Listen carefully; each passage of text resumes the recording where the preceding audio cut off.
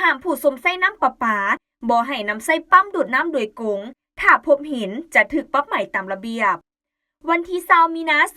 2025รัฐวิสาหกิจน้ำประปานครหลวงเวียงจันทน์ออกหนังสือแจ้งการขอการร่วมมือน้ำบรรดาทานผู้สมใส่น้ำประปา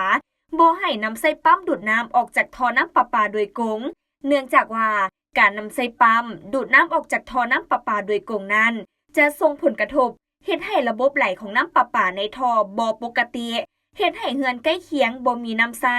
กงเตอร์วัดแทกน้ำประปาเฮ็ดเวียกผิดปกติและยังสร้างความยุ่งยากให้รัฐวิสาหกิจน้ำประปาถึงเวียกงานบริหารจัดการสนองน้ำให้บรรดาผู้สมใช้น้ำประปาในทุกคงเขตโดยเฉพาะคงเขตที่มีการนำใส่ปั๊มดูดออกจากท่อน้ำประปาโดยกงยิงบ่สะดวกถ้าหากพบเห็นจะถูกปรับใหม่ตามระเบียบการของรัฐวิสาหกิจน้ำประปานครหลวงเวียงจันทน์